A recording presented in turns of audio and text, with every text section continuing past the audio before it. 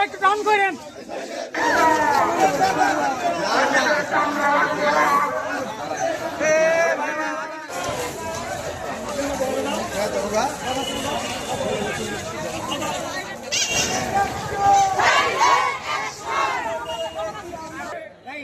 আজকের বিরোধী দল স্বাধীনতা বিরোধী শক্তি জামাত ইসলামী আন্দোলনের সাথে বিশ্বাসঘাতকতা করে স্বৈরাচারের সাথে আঘাত করেছিল।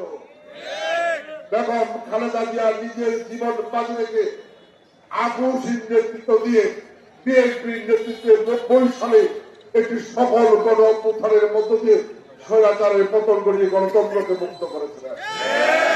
যারা বলেন যে আপনাদের কারণে বিএনপি ক্ষমতায় গিয়েছে, 82 সাল থেকে 90 সাল আপনারা সেই আন্দোলনে ছিলেন না, সেইগুলো বিএনপি ক্ষমতায় গিয়েছে। অনেকেই বলেন যে ওনারা জুলাই যোদ্ধা, আমরা কি? আমরা জুলাইয়ের আন্দোলনে এই জামালপুরের রাজপথে আমাদের চায় বেশি কেউ মিছিল মিটিং আন্দোলনে শরীক হয়েছে বলতে পারবেন? গত 17 বছর ধারাবাহিক আন্দোলনের ফসল জুলাই সংগ্রাম, এই 17 বছরের আন্দোলনে জামাত ইসলাম সহ অনেকেই আন্দোলন থেকে দূরে সরে নিভৃতে জীবন কাটিয়েছেন। হাজার হাজার নেতাকর্মীর বিরুদ্ধে মামলা হয়েছে, শত শত নেতাকর্মী জেল খেটেছে, শত শত নেতাকর্মী জুলুম নির্যাতন হামলা মামলার শিকার হয়েছে। জামালপুরের রাজপথে বিএনপি সর্বদা সকল আন্দোলন সংগ্রামে জীবন বাজি রেখে শরীর হয়েছে। যারা বক্তব্য দেয় তারা দয়া করে একটু হিসাব নিকাশ বসে বক্তব্য দেবেন। আপনারা বলেন যে আপনাদের ত্যাগের বিনিময়ে নাকি আজকে বিএনপি ক্ষমতায়, আপনাদের নেতৃত্বের কারণে নাকি আকস্মিক নেতৃত্বের কারণে নাকি বিএনপি ক্ষমতায়। বিস্তর বক্তৃতার সুযোগ নাই, সূত্র করে বলি, আন্দোলন চলা অবস্থায় আপনাদের 6 জন নেতারে ডিবি গ্রেপ্তার করে ডিবির কার্যালয়ে দিয়েছিল। সেখানে আমরা দেখছি যে আপনারা ডিবি ওই হারুনের হোটেলের ভাত খাইছেন। খায়া দ্বিতীয় দিনের মাথায় ঘোষণা দিয়েছিলেন আন্দোলনের কর্মসূচি প্রত্যাহার। আপনাদের বলে রাখা উচিত, বেগম খালেদা জিয়াকে অন্যায়ভাবে গ্রেপ্তার করে জেলখানায় নেওয়ার পরে 2.5 বছর উনি জেলে ছিলেন।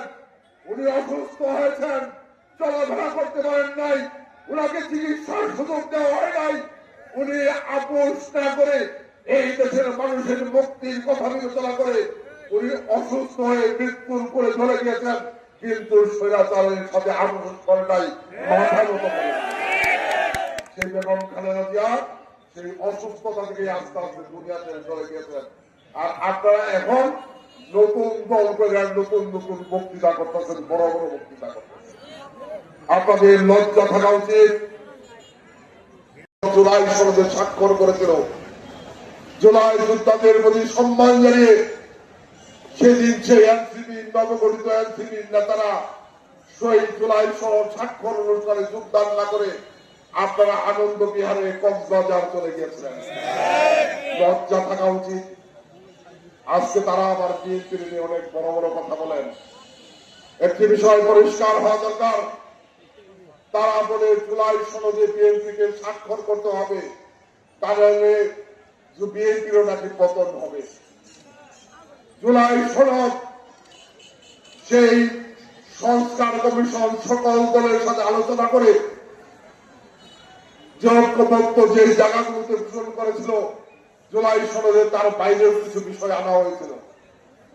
বিএনপি যেদিন স্বাক্ষর করেছে, বিএনপি পরিষ্কার ভাবে বলেছে যে এই জুলাই সনদের যে বিষয়গুলোর সাথে আমরা একমত পোষণ করি সেইগুলোর ক্ষেত্রে আমরা স্বাক্ষর করছি, যেগুলো একমত পোষণ করি না আপত্তি সহকারে আমরা স্বাক্ষর করছি, যেগুলো আমরা একমত পোষণ করি না সেইগুলো আমরা বাস্তবায়ন করব না।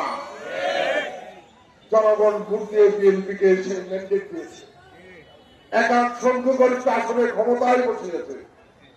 কাজে আজকে যারা বলেন তাদের উদ্দেশ্য বলতে চাই, বিএনপি যে বিষয়গুলো আপত্তি দিয়েছে বিএনপি সেগুলো বাস্তবায়ন করতে বাধ্য নয়, বিএনপি সেগুলো বাস্তবায়ন করবে না। কিন্তু যেগুলোতে একমত পোষণ করে স্বাক্ষর করেছে বিএনপি সর্বোচ্চ দিয়ে হলেও সেইগুলো বাংলাদেশের মাটিতে বাস্তবায়ন করবে। ইতিমধ্যে এই বাস্তবায়নের প্রক্রিয়া শুরু হয়েছে। কাজেই খোলা পানিতে যারা মাছ শিকার করার চেষ্টা করছেন তাদের ফায়দা লোটার কোন সুযোগ আগামী দিনে এই জাতির মানুষ দেবে না।